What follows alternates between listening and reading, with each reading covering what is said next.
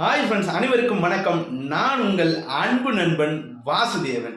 இந்த பிப்ரவரி மாதத்தினுடைய திருவண்ணாமலை கிரிவலம் எப்போ போகிறது அப்படின்றதான் இந்த வீடியோவில் பார்க்க போகிறோம்.